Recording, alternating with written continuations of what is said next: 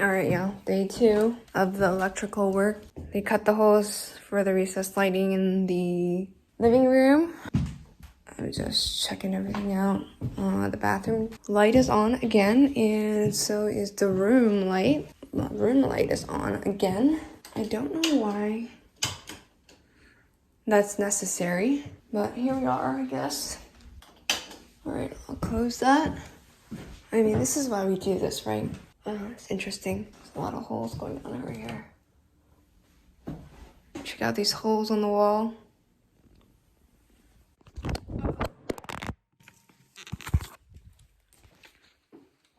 Sorry, I dropped you. Alright, the room light is on again. This is, yeah, a thing. My light is knocked over. Alright, but I think it's not broken, so that must be good, right? Okay. Cool. Should I keep this on? I'll just turn all the lights off when I go home, I guess.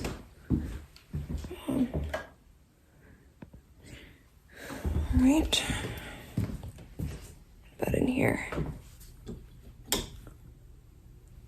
Alright. Well. Oh, fuck. Okay. The back door is not locked. The back door was unlocked this whole time, so that's fun. I wanted to bring my Crest toothpaste because I'm allergic to Colgate. Crest. This is not an ad. Turn that off. And make sure the side door is closed. These people are lucky that I live in a nice neighborhood where people don't break in. You know what I mean? Let's see if my side door is locked. Yeah, it is. So that's good.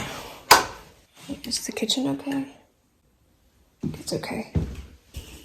Alright. I thought I was going to be able to tell you guys a story about a conversation I had with my mom, but I was too occupied with doing some other shit. And I don't know why I disconnected my fucking Wi-Fi and shit over here. Does this even work? I guess I'm telling you this story on the way in the dark. All right, I'm guessing I'm gonna tell you this story in the dark while I go to where I'm gonna sleep tonight. So this morning, my mom texted me asking if I had a moment to chat because it was her birthday earlier this week, and I called her to wish her happy birthday, but she was in the middle of, doing her birthday. And so she was like, all right, like, we didn't have a full-on conversation, so I think she felt bad. And so she wanted to chat today. Today is Saturday. I have put my mom in my calendar for every Saturday morning to call her, so I guess it worked out. So she called me, and I think what every child wants when they grow up and become an adult is to be able to tell their parents things and be able to depend on them for advice in life since they've lived longer and, become friends. And so me being in this relationship with them, trying to manifest the type of relationship that I want with them, which includes being transparent and, trying to be friends. I tell them that, the electrician started working yesterday, and I think I told you guys in the last video what Buddha did. I told her that I after I wake up, and she doesn't know I'm staying at Sean's. I don't know why I lied about that, but she just assumed, and I was going to correct her. Anyway, I told her that, I left. I go there to check on them on, like, a daily basis, and then I leave, and I let them do their thing. They have a lockbox. I want them to lock up at the end of every day, and I feel like that was normal, and she basically said that, why would you leave them at your house unsupervised for that long period of time? And I'm like, well, I have to work in the afternoon anyway.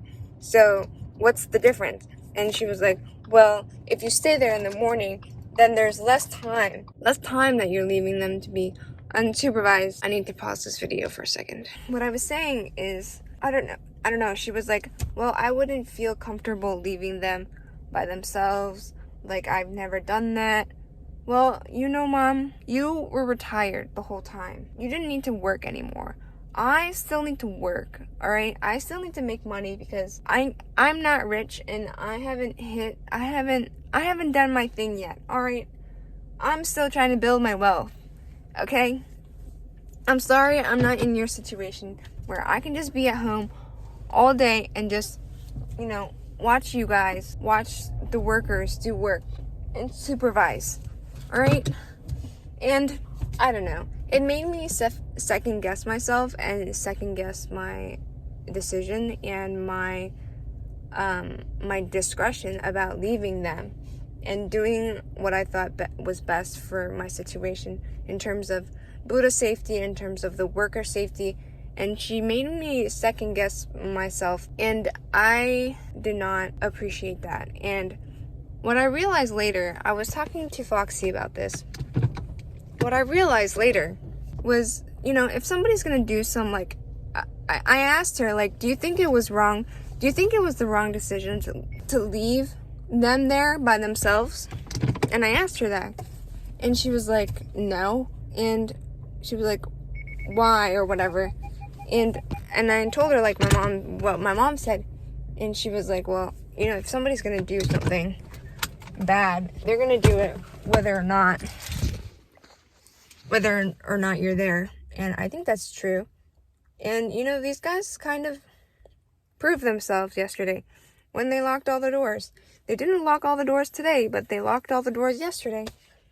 And they asked me to come over to check the recessed lights to see that the spots that they marked were in fact the spots that I desired. And they did a good job. They measured everything. They told me it's equidistance between the two walls. And so I think these guys are trustworthy. And what is the benefit of them doing something bad or stealing something from my house? I'm going to figure that out, and I'm going to report them. And then they're in bad standing with their employers and their job, right? And so after talking to Foxy, I kind of realized that I had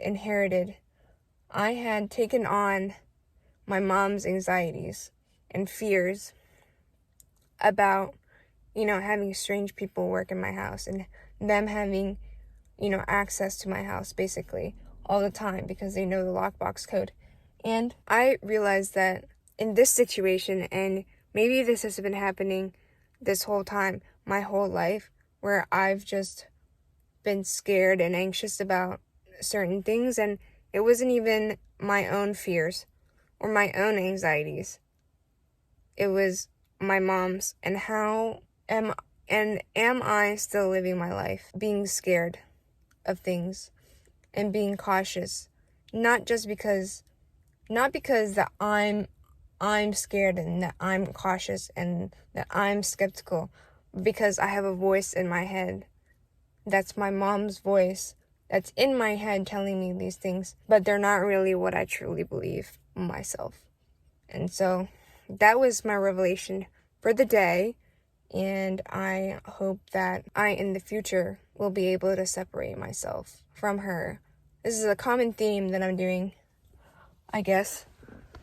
A common theme of, taking on other people's feelings as my own and not knowing that I'm taking on others' feelings and making them my feelings when they're not really my feelings. And it's just a process, I guess. And as a result of, when you grow up as a really sensitive kid and you get dismissed all the time repeatedly and your experience gets dismissed, and your brain is still developing during this whole time, you really start to question your reality, and you question whether how you feel is, the truth.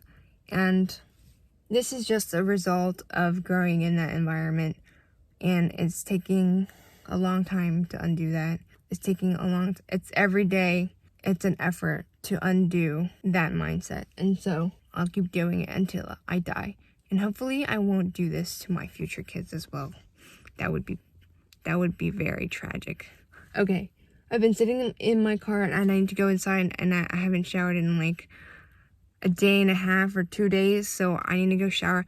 I forgot I was gonna take half a melatonin when I was at home, but I was so like caught up in checking, you know, my house that I forgot to take a melatonin. But I really need to take melatonin tonight because I didn't sleep last night, and I really need to go take a shower. So, okay, thanks for being part of my day. I'm sorry I'm shooting all these videos in the freaking dark. I love you, bye.